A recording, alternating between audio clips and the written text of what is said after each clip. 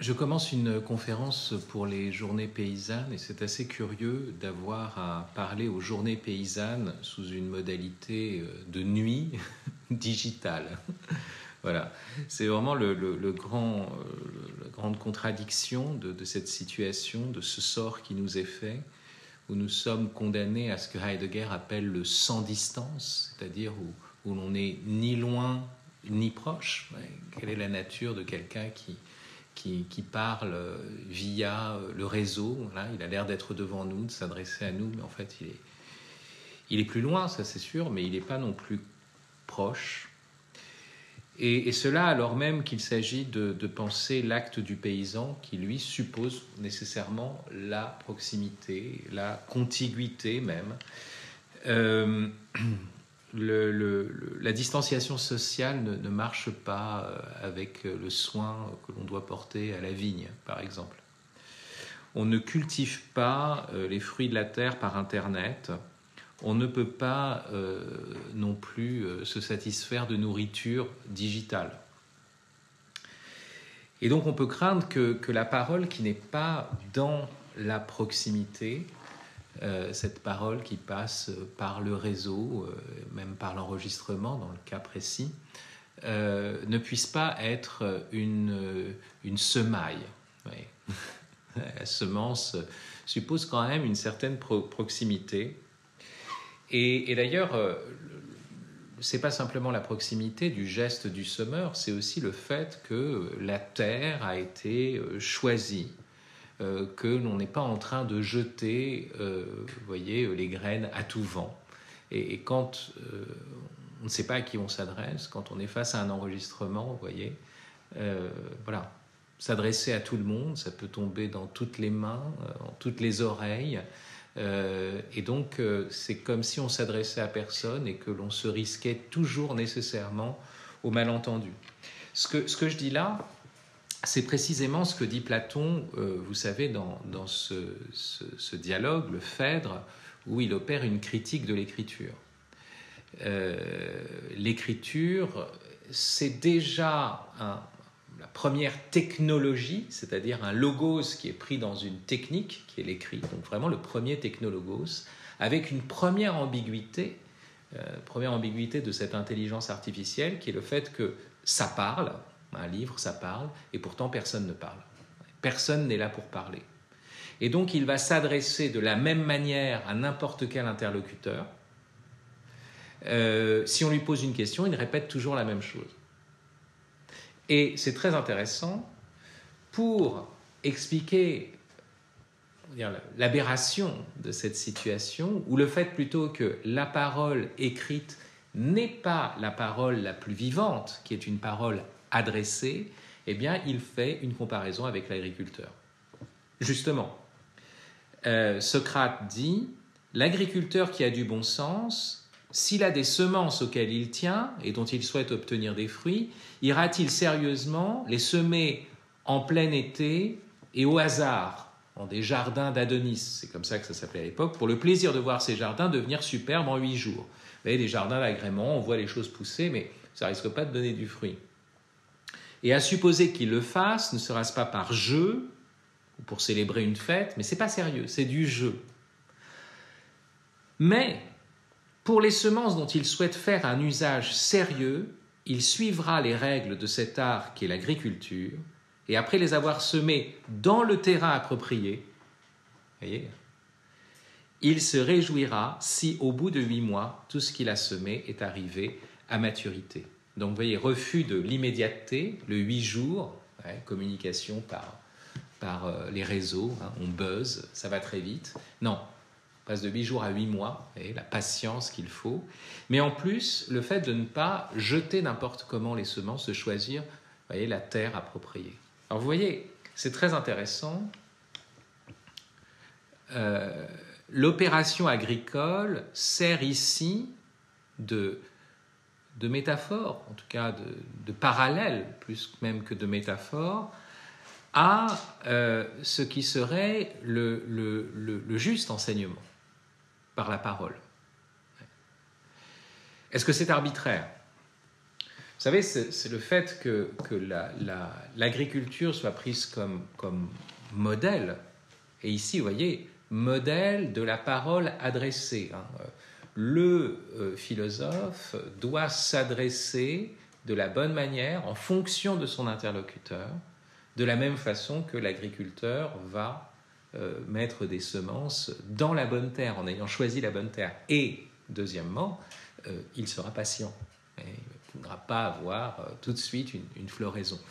Pourquoi est-ce que cette image revient si fréquemment, finalement? Pour penser les choses de l'esprit. C'est le cas dans le célèbre passage des Tusculanes de Cicéron, où la philosophie est appelée cultura animi, la culture de l'esprit. Et c'est à partir de ce passage-là que le mot culture est passé justement dans les choses de l'art et de l'esprit. On a inventé le culturel, qui a un ministère de la culture qui n'est pas le ministère de l'agriculture. Mais l'origine est toujours une comparaison, et Cicéron encore fait cette comparaison pour dire, effectivement, certains ont pratiqué la philosophie mais ne sont pas devenus des personnes honnêtes, et ça n'a pas marché parce qu'il ne suffit pas de semer, ni même d'arroser, ni même de cultiver, il faut qu'il y ait une bonne terre. Et encore comparaison avec la question de la bonne terre, qu'on retrouvera d'ailleurs dans l'Évangile avec la parabole du semeur. Voilà pourquoi ces remarques en préambule du sujet que je veux aborder, mais on est déjà dans le sujet. Le sujet que je voulais aborder, l'intitulé de cette conférence, c'est l'espérance de la terre. Avec bien sûr une impiété apparente, puisque ce qu'on espère, ce que nous fait espérer l'espérance théologale, c'est le ciel.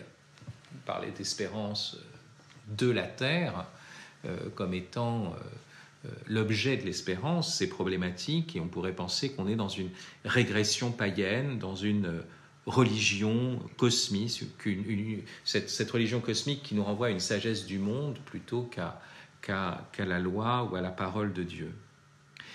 Et néanmoins, peut-être que ce génitif, il faut l'entendre comme le génitif subjectif d'une part. Vous voyez, cette espérance vient de la terre. Enfin, elle nous est donnée par Dieu, mais ce sont des êtres terrestres qui espèrent. Hein. Et même, il est dit dans le psaume 84, ce passage que je trouve admirable, qu'on reprend pour penser justement le mystère de l'incarnation aussi, « La vérité germera de la terre et du ciel se penchera la justice ». Et on ne peut pas aboutir à une parfaite justification à partir de la terre, mais la vérité germe de la terre. Le donateur du ciel est aussi le créateur de la terre, et même si la terre n'est pas le terme, elle est le germe. La vérité germera de la terre. Et même, on retrouve, vous voyez, la comparaison. Pour dire les choses les plus spirituelles, là encore, on s'intéresse à quoi? Quelle image? L'image de la germination. Ce à quoi le paysan est particulièrement attentif. Donc encore une fois, ce qui se voit dans l'agriculture donne une image du mode de déploiement du royaume. Ça revient, je ne vais pas vous énumérer tous les passages de l'Évangile où ça revient. Donc vous voyez, cette vérité, elle germe de la terre. Et je voulais ajouter cette autre chose, toujours un peu en introduction là au sujet même.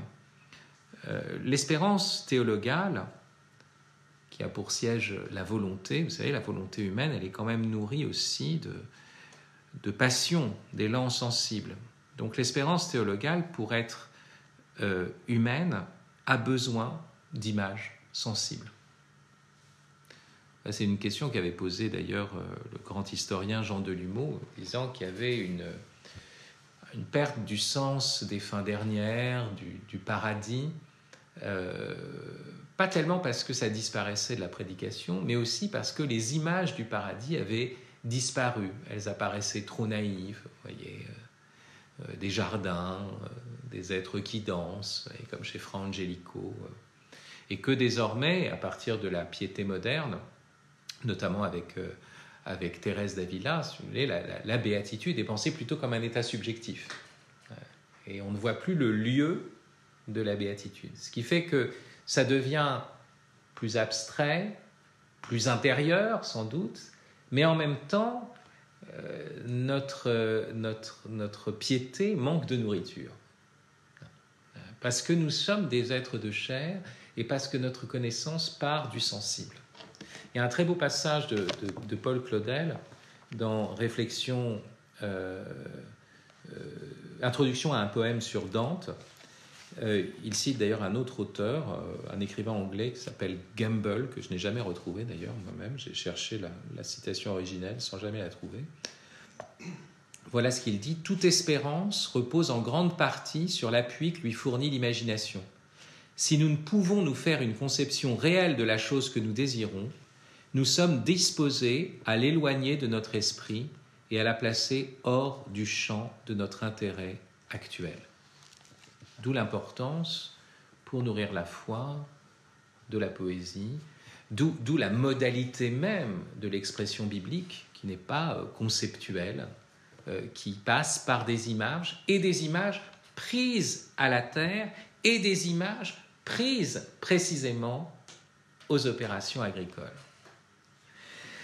L'obscure opération de germination qu'accompagne la culture est l'image de l'obscure opération divine que doit accompagner notre liberté. Et c'est pour ça que cette référence à la terre, c'est pour ça qu'elle est fondamentale, même pour l'espérance, voyez, et que les paraboles qui nourrissent notre espérance sont des paraboles qui nous renvoient au travail de la terre. La perte de l'imaginaire agraire est une perte pour l'imagination du ciel. Parce que cet imaginaire et l'imaginaire toujours nourrit l'espérance.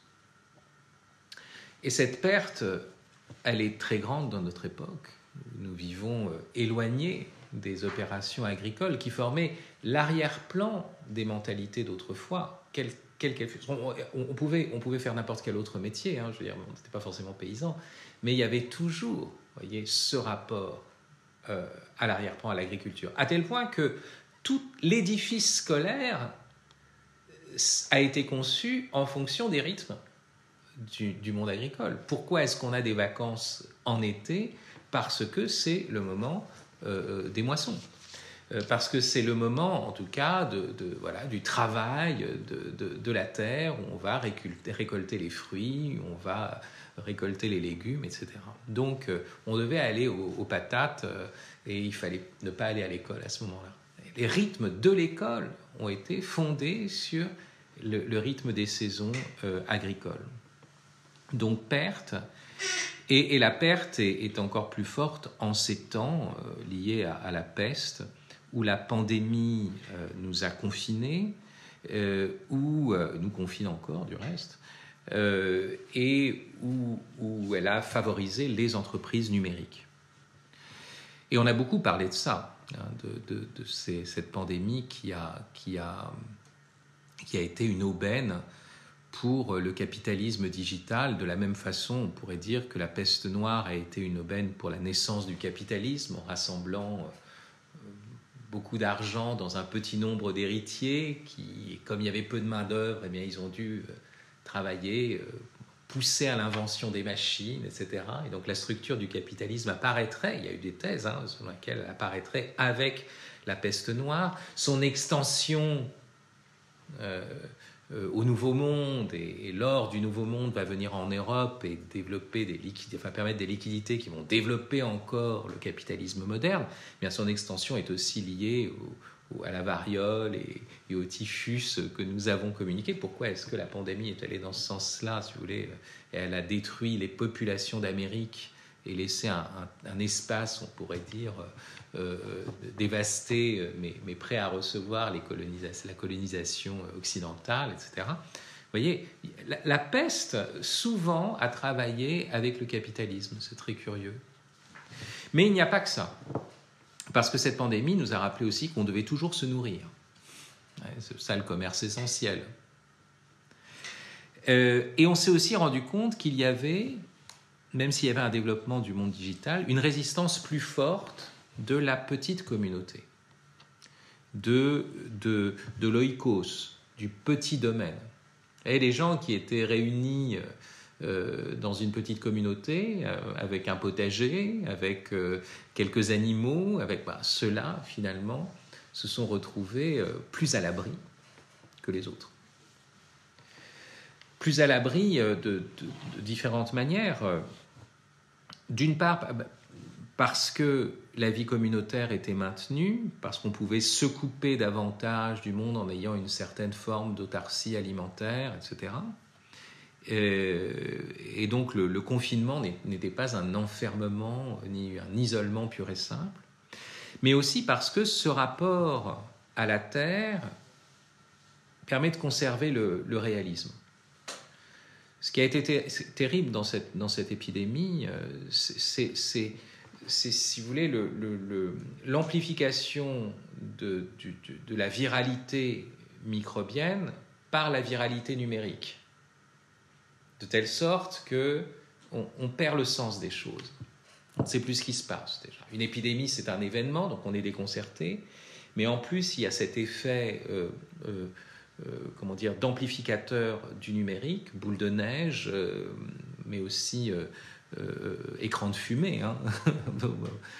Et donc, on est dans une situation où on perd le sens des réalités. On ne sait plus ce qui se passe. Alors que celui qui est encore dans son oikos, avec un rapport à la terre, continue de voir ce qui est l'ordre de base du réel. Il y a des saisons, les choses poussent encore. Il y a encore une générosité de la nature, même si cette nature nous envoie des épidémies et des tsunamis, mais il y a aussi une générosité de la nature que l'on peut voir. Ça a été le cas d'ailleurs du premier confinement. Celui qui est arrivé après en hiver était plus difficile, mais ce confinement qui est arrivé au printemps, il était plus tenable parce qu'on avait encore ce rapport aux choses qui poussent. Et ce réalisme-là permet de sortir aussi bien de la psychose sanitaire que de la paranoïa complotiste. Parce qu'on n'est pas pris, vous voyez, dans cette sorte de surenchère, de la double viralité, de la viralité exponentielle du virus et du buzz numérique sur l'information sur le virus. Donc on peut penser que dans cette situation-là, la pandémie révèle en fait deux possibilités et même aggrave une fracture entre la numérisation et l'enracinement, finalement. Ceux qui étaient enracinés, qui n'avaient pas besoin d'une mobilité très grande, qui avaient leur... Vous voyez, ils tiennent. Qu'est-ce que ça change? Même à la limite, pas grand-chose.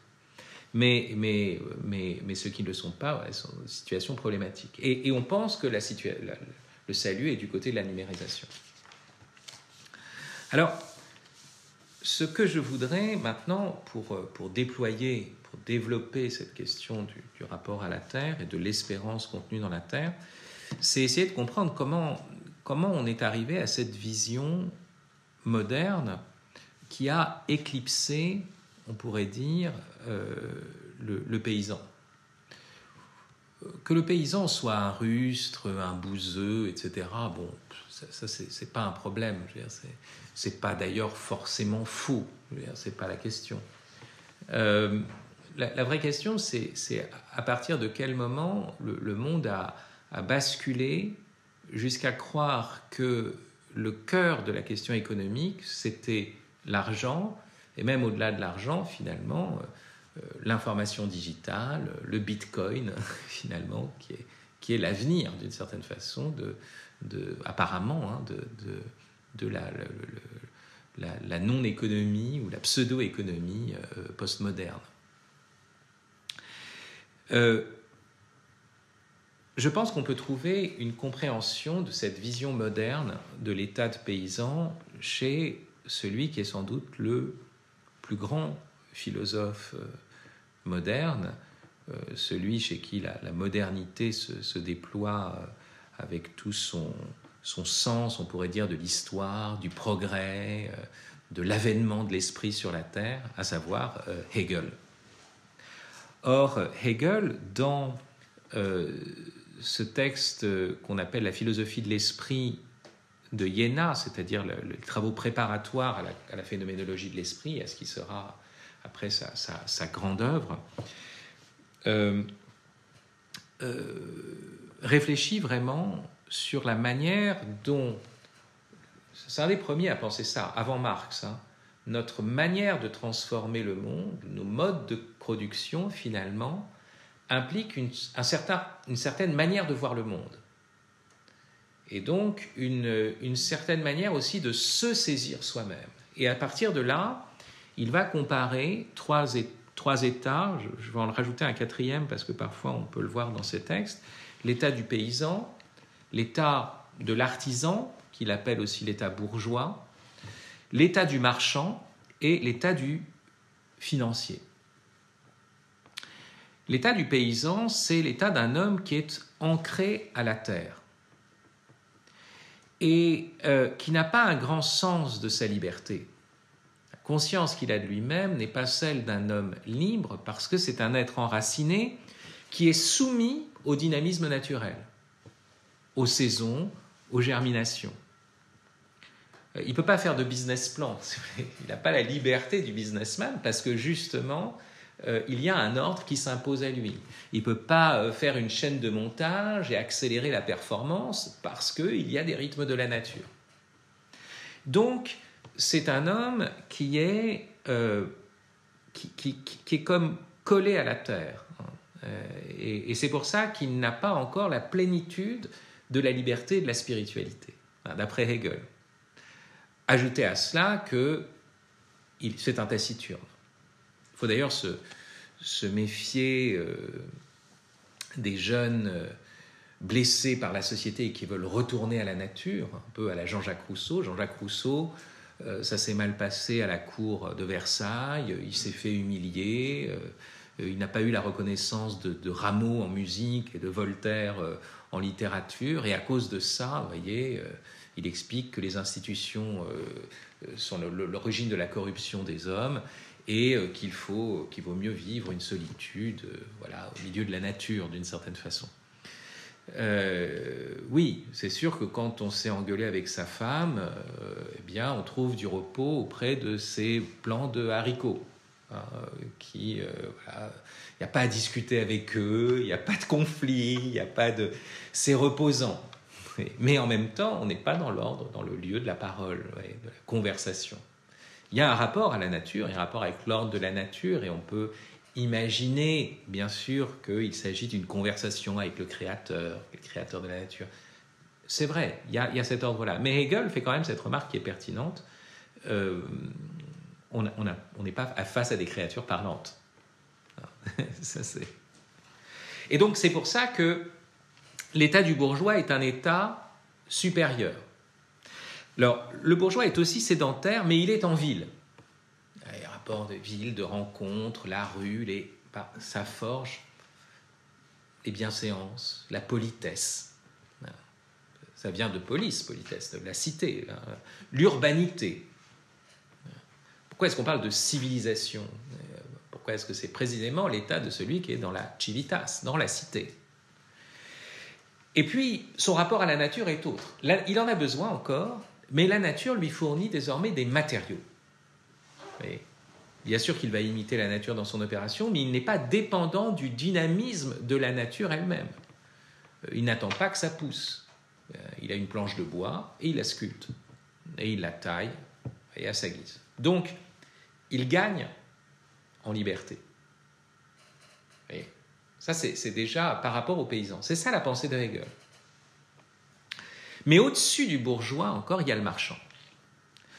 Alors, le marchand, c'est l'homme de la mobilité. Il va amener les choses d'un endroit à l'autre. Donc, de la translation des marchandises, du transport, mais aussi de la traduction, parce qu'il ira d'un pays à l'autre, d'une langue à l'autre. Vous voyez, l'ouverture, déjà, l'arrachement au terroir, l'ouverture au monde. Le sens du monde, pas le sens de la terre, hein. Le sens du monde, c'est le marchand qui va l'avoir. Il habite un port, il habite un carrefour commercial, et les choses, désormais, avec lui, ne sont plus seulement des choses, deviennent des marchandises. Ça veut dire quoi? Ça veut dire des entités qui existent d'une part dans la parole, parce que c'est des entités qu'il va falloir échanger. Et pour échanger, il faut parler, il faut marchander, un échange de paroles. Et puis, bien sûr, une conversion des choses dans leur équivalence monétaire. Oui, la parole est d'argent. La parole est l'argent.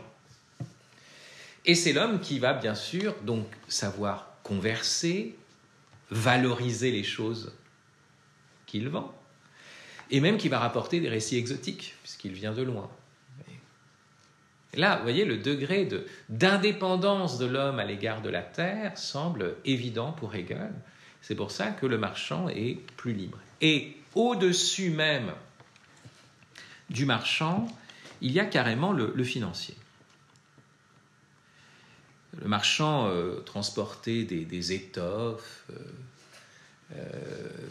des pierres précieuses, rares, des choses qui venaient de loin.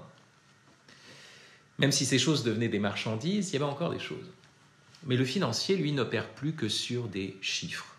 Son travail devient un pur travail mental, intellectuel, et c'est pour cela qu'il est la manifestation la plus haute, pour Hegel, de l'esprit. C'est-à-dire, au-dessus du financier, il y a moi, il y a le philosophe, quoi. En termes de degré d'abstraction, si vous voulez. Et c'est pas faux, ce rapport au monde du financier. Je pense au texte de Paul Claudel, aux grandes pièces de Claudel qui s'intitule L'échange, où il y a un personnage d'homme d'affaires américain qui s'appelle Thomas Pollock Nageoire, qui chante son rapport à l'universel, au monde, parce que c'est un homme de marchandises et de banques. Vous voyez, j'achète tout, je vends tout. Il a un rapport à tout. Si vous avez de vieux souliers à vendre, apportez-les-moi. Il a un rapport à n'importe qui. Donc pas à tout seulement, mais à tous. Rien n'est pour rien. Toute chose a son prix. Les choses n'existent que pour le prix, et pour autre chose. Mais est-ce que vous n'avez jamais vu ma maison de New York? Au milieu est la caisse, et à droite est ma banque, et à gauche l'office de fret et d'armement. Et en haut, c'est là que je suis, et là est le service télégraphique. Toc, tac, tac, voilà Chicago, voilà Londres, voilà Hambourg, et je suis là, comme au milieu de mains qui font des signes, comme quelqu'un qui écoute et comme quelqu'un qui demande et qui répond. Vous voyez, position d'apparente souveraineté de l'homme d'affaires. Et en même temps, Pollock Nageoire a quand même, ce personnage de Claudel, a quand même l'honnêteté d'avouer que ce qu'il manie ne cesse de fuir ses mains. Car ce qu'il manie, ça n'est que le chiffre des choses. Ça n'est que l'équivalent monétaire, ce ne sont que des comptes. Oh, il n'y a pas de riche dans le commerce, c'est mon compte dans l'inventaire, voilà tout, c'est un chiffre dans la liquidation. Donc cette ivresse d'être un être souverain, global, mais en même temps on ne tient plus rien. On ne tient plus rien en main. Alors, vous comprenez que dans ce que dit Hegel, il y a quelque chose de vrai. Il ne faut pas récuser, par exemple, la force de la marchandisation. J'ai souvent expliqué que quand une chose qui a une valeur d'usage devient une marchandise, qui a une valeur d'échange, tout d'un coup, elle aurait saisi dans un échange de paroles, et un échange de paroles où il s'agit de trouver la bonne équivalence dans la transaction, dans le troc, ce qu'on appellera le juste prix. Et pour arriver au juste prix, il faut aller loin. Il faut presque ce que j'appelle un échange autobiographique. Voilà, Jean, tu as une montre, j'aimerais bien que tu me passes. Moi, j'ai pas de montre, j'ai qu'un téléphone portable, j'en ai marre. Maintenant, pendant le carême, je ne veux pas utiliser mon téléphone portable, mais comment est-ce que je vais avoir l'heure, puisque je connais l'heure par le téléphone portable, donc il me faut cette montre tout de suite. Alors, la question, c'est, il va me dire, oui, mais moi, cette montre, je l'ai de mon grand-père. Donc, elle coûte très cher. Pour moi, je ne peux pas m'en séparer comme ça. Et je dis, oui, mais moi, tu te rends compte, moi, je suis directeur de l'Institut Philanthropos. Toi, tu es mon étudiant. Donc, je veux dire, si tu veux avoir des cours à l'heure, si tu veux, moi, c'est à moi qu'il faudrait que tu... Au moins, il faut que tu me la passes pendant ce temps-là. Mais oui, mais tu comprends, alors le dédommagement... Vous voyez, si on veut vraiment arriver au juste prix, on est obligé d'aller très loin sur les besoins mutuels et même sur l'histoire de l'attachement à l'objet qu'on pourrait avoir. Vous voyez, et donc, on entre dans des choses très profondes. Il ne faut pas mépriser ce mouvement que j'appelle la marchandisation. Ce qui est faux, ce n'est pas la marchandisation. C'est-à-dire, vous voyez, ces hommes qui marchandent entre eux et qui sont dans des échanges de paroles comme on les voit au souk. C'est un lieu profondément humain. Non, ce qui est grave, c'est l'idée du marché autorégulateur. Évidemment, où il n'y a plus de parole des hommes, où on entre dans des endroits où les prix sont fixés définitivement. Et c'est-à-dire un marché où il n'y a plus de marché. Donc Hegel a raison de penser que dans le rapport à la marchandise, il y a quelque chose, il y a une élévation humaine. Ça, c'est indéniable. Mais il est dans une anthropologie qu'on peut appeler dualiste. C'est-à-dire, quand c'est trop manuel, c'est pas assez proche de l'esprit. Et lui, Hegel, qui est un intellectuel, est plus proche, bien sûr, de l'esprit. Bon, ça a l'air d'aller de soi, mais enfin bon, c'est pas tout à fait la tradition bénédictine, vous voyez, c'est même pas la tradition évangélique, puisque le Verbe de Dieu, la sagesse incarnée, est charpentier, c'est un travailleur manuel, c'est pas un intellectuel. Ouais, c'est intéressant d'ailleurs que le Verbe ne se soit pas fait intellectuel. Ça en dit long sur la faiblesse des intellectuels et sur le danger de l'idéologie. Enfin bon, bref, cette opposition qu'il y a entre le charnel et le spirituel, et cette opposition-là qu'il y a entre la terre et l'esprit, chez Hegel, ou entre la terre et la liberté, va aboutir au fait que la liberté humaine se fait en se détachant de la terre, en se gagnant une indépendance à l'égard de la terre, et à partir de ce moment-là, il y aura dans la modernité une crise environnementale majeure. La terre n'étant plus qu'une sorte de ressource indéfinie, dont on ne connaît même plus l'ordre, qu'entrevoit encore le paysan, l'exploitant agricole, mais finalement on ne connaît plus cet ordre. Donc on s'en détache, ça devient juste un stock pour notre industrie d'une certaine façon, pour nos transactions financières, pour nos spéculations financières. Et donc la vision de Hegel ignore l'environnement et ignore l'esprit qui est contenu dans la terre finalement. C'est par éloignement de la terre, finalement, qu'on se spiritualise. Il n'y a pas d'esprit, il n'y a pas d'ordre spirituel dans la terre. Elle n'est là qu'à titre de fournisseuse de matériaux. Donc on voit qu'il y a quelque chose qui ne marche pas ici. Et cette modernité-là, cette vision moderne s'est effondrée. C'est pour ça que, ne serait-ce que par l'imminence de l'effondrement lié aux catastrophes écologiques en cours, ce qui est promu aujourd'hui, c'est un certain retour à la terre. Alors tout de suite, dès qu'on dit retour à la terre, on pense au discours du maréchal Pétain, vous voyez, discours réactionnaire, discours, même si ces discours d'ailleurs... La terre ne ment pas. Ces discours étaient écrits par un juif, Emmanuel Berle, il faut s'en souvenir quand même.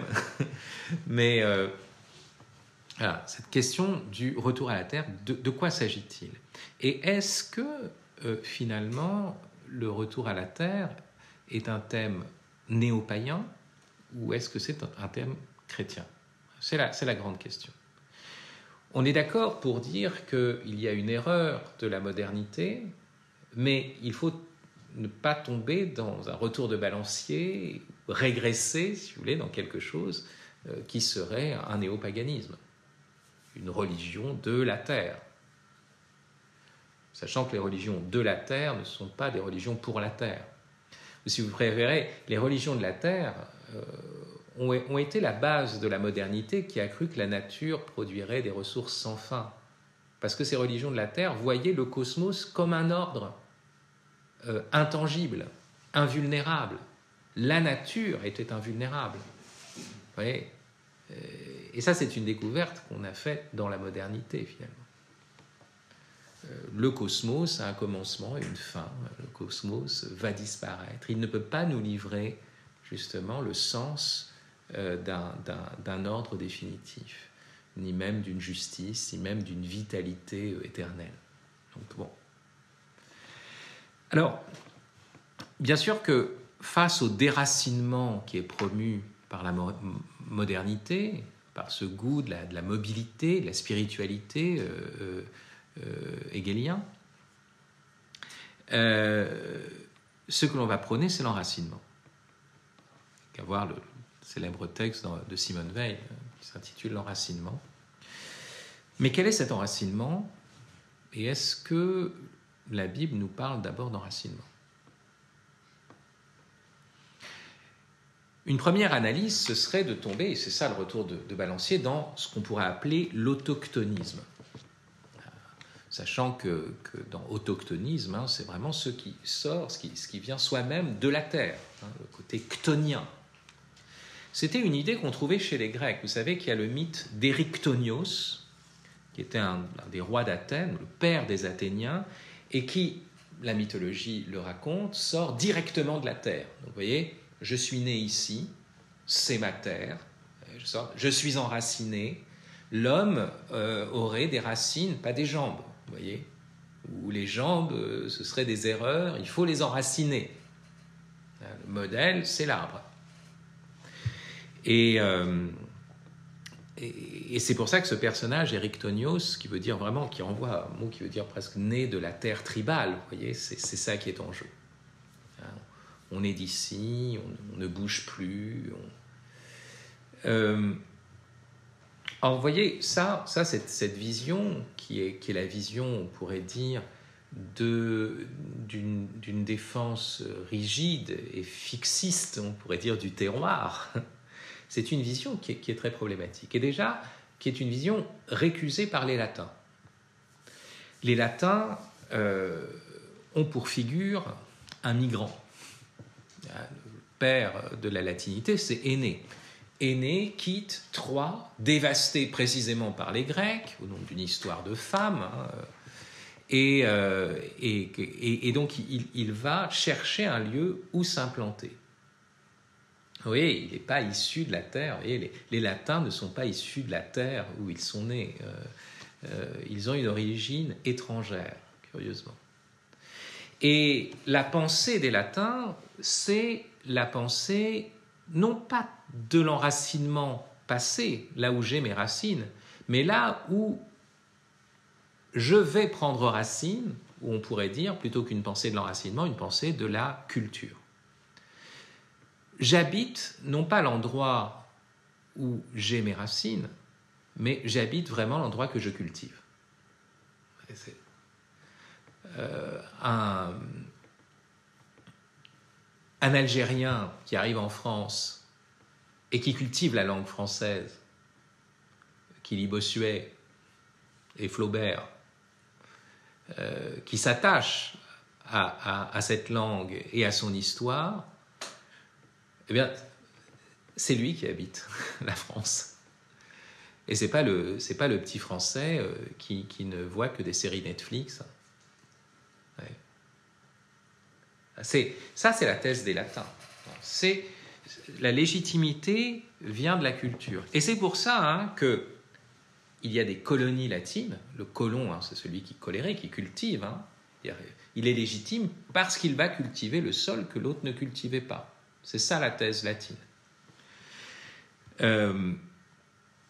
Et c'est pour ça que les Latins pensaient qu'appeler un homme cultivateur, c'était la louange la plus haute. C'est ce que dit Caton l'Ancien. Lorsque nos ancêtres voulaient louer un bon citoyen, ils lui donnaient les titres de bon agriculteur ou de bon fermier. Ces expressions étaient pour eux la dernière limite de la louange.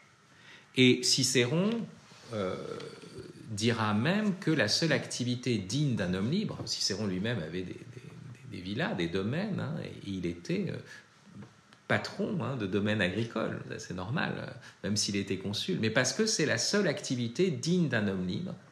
Il cultive, d'une part, mais en plus, il est capable de se nourrir.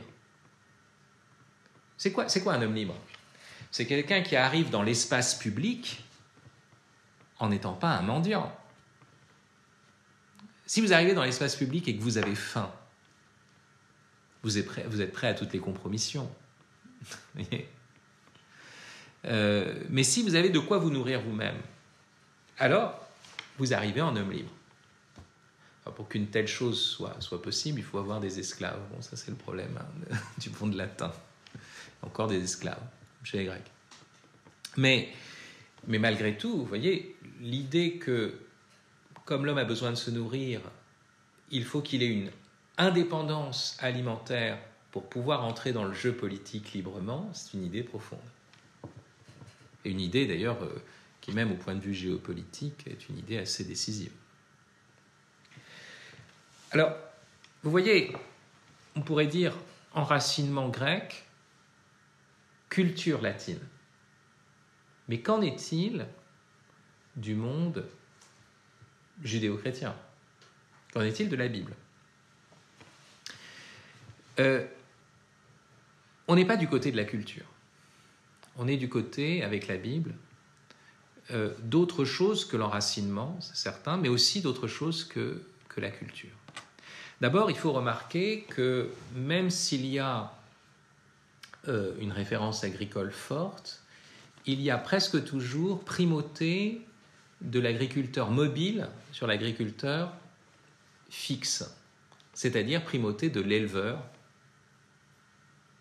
sur le simple cultivateur. Bien sûr que mon père est le vigneron, dira Jésus, mais il est le bon pasteur. Et les figures de pasteurs, de bergers sont innombrables dans la Bible. Et dès le départ, c'est l'offrande d'Abel, éleveur, qui est agréée, et non pas celle de Caïn, vous voyez, cultivateur.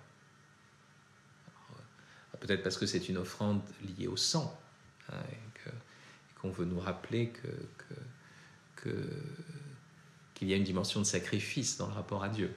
Ça, c'est sûr. Mais il est certain que les éleveurs ont une primauté. Alors, il faut aller un peu plus loin. Deuxième chose, le premier vraiment qui cultive la terre, qui se met à cultiver la terre, bien sûr qu'il y a Adam qui cultive la terre. Je dis qu'il est là dans l'Éden pour cultiver, mais il y a un moment très important où est plantée la première vigne. Et c'est quoi? C'est après le déluge. Vous voyez? Cette idée qu'il y a eu un déluge, et on va se mettre à cultiver, non pas à partir d'une terre qui est déjà là, qui est généreuse, non, la terre est fragile, elle peut disparaître, elle peut être submergée. Vous voyez? Donc on ne peut pas se fier entièrement à la terre. Et le cultivateur vient après que la terre a réémergé. Donc après le déluge. Et cette culture après le déluge. C'est un autre point qui est très important et qui est profondément biblique. Mais surtout, la terre est vue comme un don de Dieu. La terre est donnée. La terre de l'homme biblique, ce n'est pas une terre où il est né, ça n'est même pas une terre qu'il a d'abord cultivée lui-même. C'est une terre qui lui est donnée par Dieu.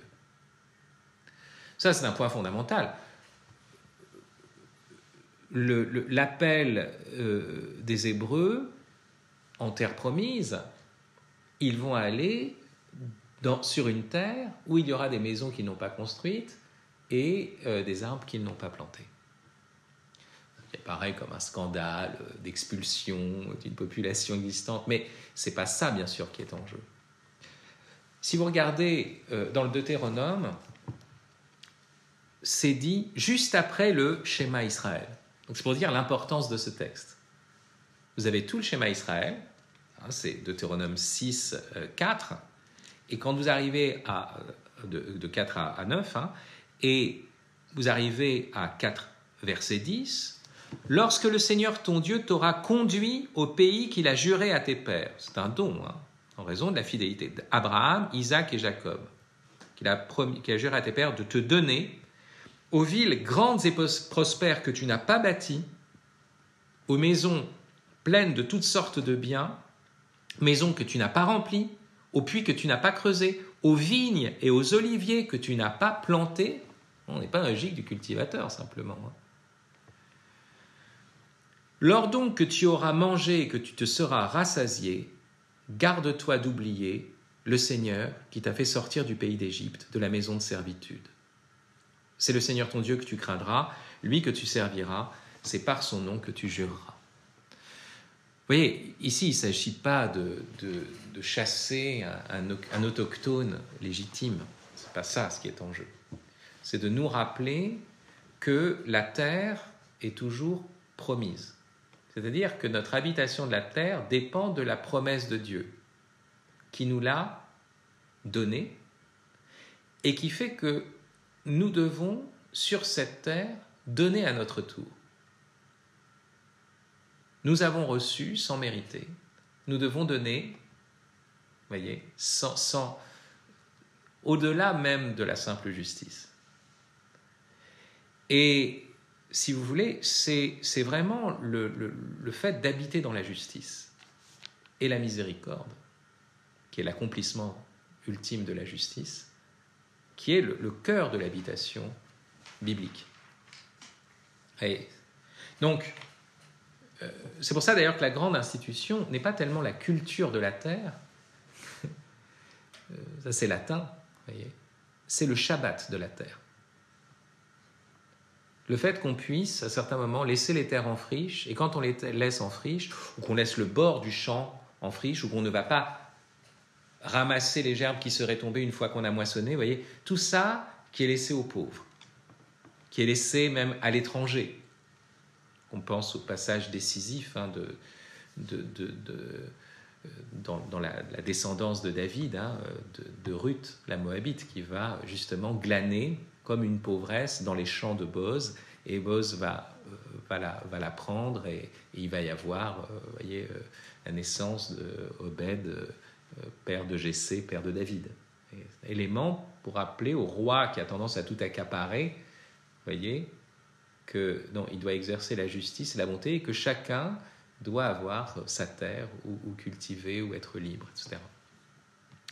Et donc le Shabbat de la terre, plus que la culture, vous voyez, c'est vraiment le moment où on laisse la terre se reposer, donc on reconnaît qu'elle est un don, c'est pas un lieu d'exploitation sans fin, où on laisse aux pauvres, et puis il y a ce grand Shabbat qui est le jubilé, où chacun réintègre sa terre d'origine. Et c'est pour empêcher la latifundia.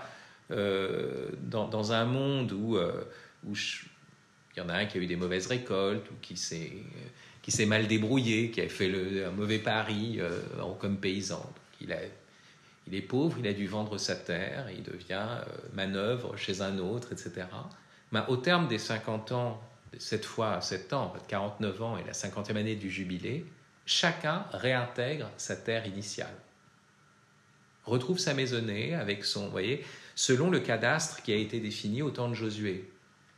Donc vous voyez, bien sûr que c'est une utopie politique, est-ce que ça a jamais existé, est-ce que c'est réalisable? Mais c'est simplement comprendre que c'est cette manière où chacun a de quoi vivre, de quoi cultiver lui-même, et que quand il cultive, il doit veiller à la justice et à la répartition des richesses. Et plus qu'à la répartition des richesses, parce que c'est ça le sens du jubilé, parce que je peux être riche et avoir des terres et finalement ne pas distribuer le produit de la terre, simplement. Distribuer des revenus. Non. Plus que la répartition des richesses, c'est même la juste répartition des moyens de production. Et on est dans ce que les Anglais, notamment Chesterton et Hilaire Belloc, ont appelé le distributisme.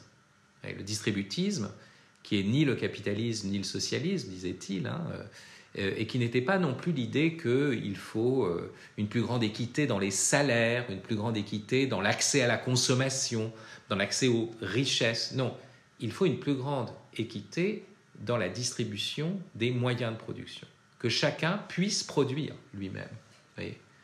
Donc chacun son jardin, chacun ses machines, chacun son atelier. Il y a une sorte de rêve qui est vraiment biblique, hein, vous voyez, de la maisonnée qui contient son atelier, qui a sa vigne, qui a de quoi nourrir sa famille. Donc vous voyez, le grec habite dans le terroir, le latin habite dans la culture, mais le juif habite dans la justice. Et vous voyez, on n'est ni dans l'autochtonisme, ni dans le déracinement. On est dans un enracinement qui se fait plutôt dans le temps que dans l'espace. Vous voyez, fidélité, mémoire des dettes, restitution à chacun. Et on est dans une culture qui est pour la justice. C'est une justice où à chaque fois on se souvient qu'on a été esclave. On se souvient qu'on a été un étranger en terre d'Égypte. Et donc, on a le souci du pauvre, de l'étranger. Et c'est la grande thématique biblique. Et la terre comme don de Dieu, et non pas comme simple propriété privée, où le terme ultime de la logique, soit de l'enracinement, soit de la culture, c'est quand même la propriété privée. Non, il y a quelque chose qui est plus important que la propriété privée, et c'est la justice. Alors, ça nous fait arriver, pour conclure, pour arriver à la fin de notre réflexion, à ce que j'ai appelé quelques questions de taille.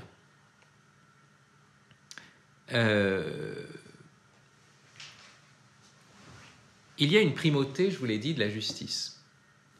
Et c'est ce que fait entendre la coutume du jubilé, qui empêche des grandes exploitations agricoles de se constituer, et donc qui empêche une expropriation définitive des petites familles qui cultivaient leur jardin ou leur terre.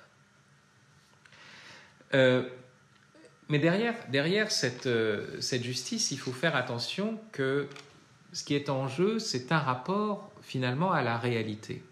C'est ce qu'avait très bien vu Steinbeck dans Les raisins de la colère. Vous savez que dans Les raisins de la colère, c'est l'histoire de ces familles qui sont expropriées, ces familles d'Oklahoma, suite au Dust Bowl. Vous savez, il y a eu des tempêtes de poussière qui fait que les récoltes ont été ravagées, qu'on n'a pas pu rembourser les emprunts faits à la banque pour d'autres mauvaises récoltes, si vous voulez. Et donc, il a fallu laisser les terres aux banques qui sont venues avec leurs gros tracteurs et partir pour la Californie.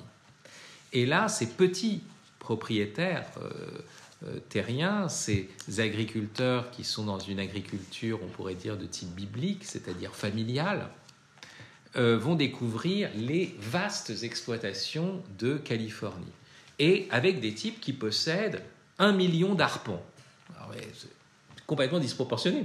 Alors, il y a un pasteur, le pasteur Casey, qui dit « Mais qu'est-ce qui peut bien foutre avec 1 million d'arpents ? À quoi ça peut bien servir 1 million d'arpents ? Pour une personne, ou pour même une famille. Enfin, ça n'a aucun sens. » Et il y a justement ces types qui sont très riches et qui sont des paysans parvenus, peut-être, alors, mais tellement parvenus qu'ils se baladent dans des automobiles blindées, que ce sont des types gras et mous, ils sont décrits comme ça. Et alors, vous voyez, il y a un problème. Quand je parle d'une question de taille, c'est une question d'échelle, finalement. Il y a un moment où c'est pas simplement qu'on a exproprié d'autres personnes, vous voyez, quand on étend son exploitation. C'est aussi que soi-même, on perd le contact avec la terre. C'est trop grand pour nous. Donc c'est pas proportionné à notre capacité de posséder et d'user d'une chose. Vous avez une page vraiment admirable de Steinbeck sur ces gens qui ont étendu leur domaine à l'excès, comme aujourd'hui ceux qui sont tout le temps dans des tracteurs finalement, dans des grosses machines qui font du bruit. Et quel rapport ont-ils au travail de la terre ? C'est une vraie question. Bon.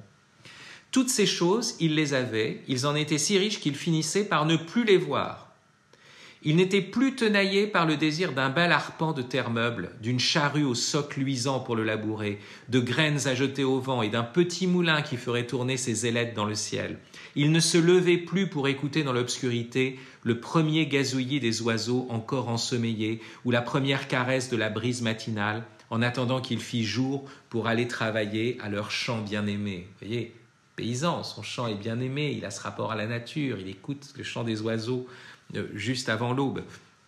En perdant leur faim, FAIM, ils avaient perdu le sentiment de ces choses. Et maintenant, les récoltes se chiffraient en dollars. La terre était devenue un capital producteur d'intérêt et les moissons étaient vendues et achetées avant que la graine ne fût semée.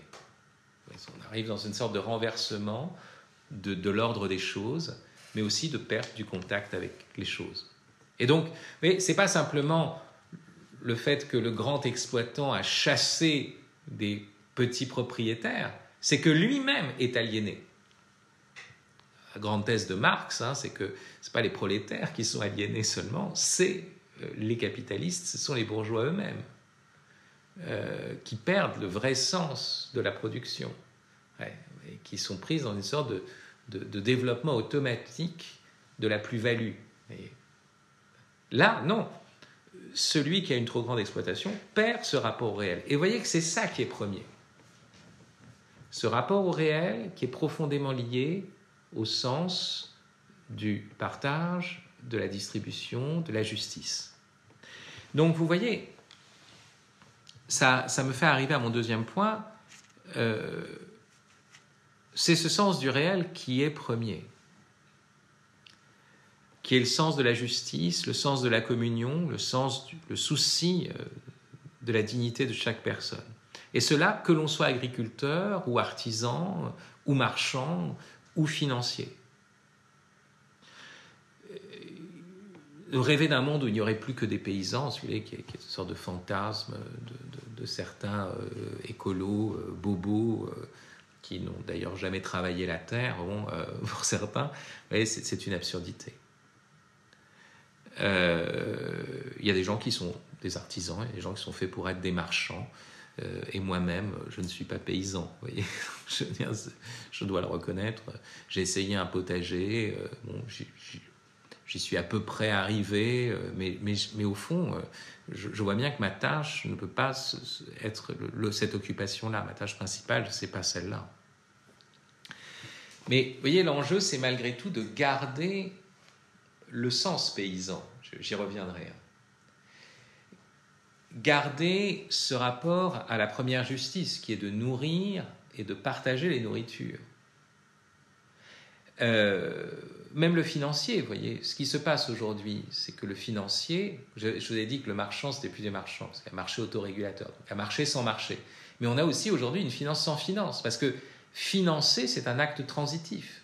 On finance quelqu'un, on finance quelque chose, on finance le projet de quelqu'un.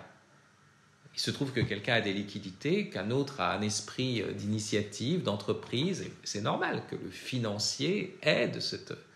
Mais à partir du moment où on est dans le capitalisme rentier, où l'on est non pas dans cet acte de crédit, où je suis la prise de risque de l'autre, mais où je cherche à m'enrichir ou à faire un coup de poker, vous voyez, je ne cherche que cela sans savoir ce qui est fait, comme dans la haute finance. On a des portefeuilles qui sont des titrisations de choses qui sont extrêmement lointaines, de titrisation de crédits hypothécaires, donc qui correspondent à des... Mais je ne sais plus la réalité qu'il y a derrière. Enfin, ça, c'est une catastrophe. Vous voyez ?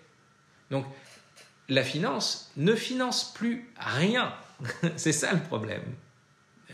Elle devient un lieu où l'argent doit faire de l'argent. Donc, vous comprenez, chaque chose a sa place. Mais chaque chose a sa place à partir de ce sens du réel qui est donné premièrement par l'agriculture. Parce que dans l'agriculture, vous voyez, on sent qu'il y a un ordre de la réalité. L'artisan, il a des matériaux, il sait quand même que le matériau contient un ordre, qu'on ne le travaille pas n'importe comment. Mais l'agriculteur, plus encore. Parce qu'il suit les dynamismes, des dynamismes donnés par un ordre qui est antérieur à lui. Il les accompagne, il les prolonge, il les perfectionne, il sélectionne les semences, mais, vous voyez, c'est toujours à partir d'un dynamisme qui lui est donné. Donc le sens que la réalité est une, comme dit Albert Borgman, un grand philosophe de la technique, commanding reality, une réalité qui commande, et non pas une disposable reality, c'est-à-dire une réalité disponible, voire même jetable. Disposable, ça veut dire les deux. Et derrière cela, bien sûr, ce sens qui vient du rapport à la terre, mais qui doit aussi se souvenir toujours de la justice. C'est pour ça qu'il faut faire attention, et c'est là où on a un problème de taille. Si pour nourrir l'humanité, il faut passer par une agriculture dite conventionnelle, voilà, il faut encore prouver que l'agroécologie, vous voyez, est capable de nourrir. Parce qu'il y a ce souci de justice qui doit primer. Et non pas le rêve chtonien, chamanique, de résonance tellurique avec son terroir, avec son... Et non, c'est pas ça. Justice pour tous les hommes. Donc, je ne suis pas paysan, je ne suis pas Gustave Thibon, paysan et penseur. L'agriculture n'est pas pour moi une ressource, mais elle est une source. Et elle doit être pour tous une source. C'est en cela qu'il y a une espérance de la terre à travers la paysannerie. Le premier commandement, vous le savez, c'est un commandement qu'on traduit par « soyez féconds », mais qui se traduit littéralement par « fructifier ». Donc c'est toujours cette germination, donner du fruit. Et on sait que Adam tire son nom de l'Adama, de cette terre rouge, et que nous sommes faits pour travailler cette terre, non pas parce que ça durera toujours, mais parce que la terre est divine, vous voyez, comme dans le paganisme le prétendait. Non, on sait que cette terre va finir. Mais on le fait parce que c'est l'ordre de l'Éternel, parce qu'il a créé l'Adam pour cultiver l'Adama et pour manifester la lumière de la justice sur cette terre. Dans le même ordre d'idées, le digital, le numérique n'est pas sans valeur. Je ne veux pas le diaboliser puisque j'utilise même sa voix pour vous parler. Mais il faut reconnaître qu'il ne permet pas d'habiter la terre. Il est de l'ordre du moyen, mais il faut reconnaître que le cyborg n'a pas de lien avec les choses qui poussent. Il fonctionne, mais il ne fructifie pas. La fructification est vraiment ce qui appartient au vivant. Donc, il y a un bon usage de la technologie. Mais ce bon usage de la technologie vient de ce qu'on subordonne la technologie à la technique comme savoir-faire, et même que la technologie garde le modèle paysan. Il faut être encore paysan quand on est dans le numérique. Reconnaître que c'est pas cette matière dont on ferait n'importe quoi, magique, voyez, qu'on pourrait surexploiter à notre guise. Non, il y a un ordre qui est donné. Et donc, vous voyez, c'est cela, oui, c'est ce qu'on appelle le bon sens paysan. En réalité, c'est ce sens des saisons, ce sens d'une germination dont nous ne sommes pas la source. Donc, de cette réalité qui commande, et non pas cette réalité disponible, à portée de nos consommations, non, cette réalité qui commande. Et puis, il y a cette autre dimension qui est fondamentale, et qui renvoie les dimensions les plus profondes aussi de notre vie spirituelle, la patience. Vous avez vu, non pas 8 jours, mais 8 mois, disait Socrate. La patience. Et pas seulement la patience, les choses prennent du temps. On ne peut pas accélérer le processus de germination. On ne fait pas pousser l'herbe en tirant dessus. Mais il y a autre chose, c'est qu'on est livré à des aléas, à quelque chose qu'on ne maîtrise pas. Les dieux nous donnent la terre, les fruits, mais ils sont aussi les maîtres des intempéries. Donc patience et prière. Le paysan, il peut prier comme un superstitieux, il peut prier comme un païen, bien sûr. Mais au moins, il est dans cet horizon-là parce qu'il n'est pas dans un système de contrôle. Il y a quelque chose qui lui échappe, une opération qui est donnée, un certain sens d'une providence. Vous voyez, c'est là où toujours, vous voyez, le rapport à la terre du paysan reste fondamental, structurant pour toutes les autres opérations humaines, pour toutes les autres activités humaines. Mais cela en se souvenant toujours qu'il ne s'agit pas d'abord d'enracinement, ni d'abord de culture, mais de justice.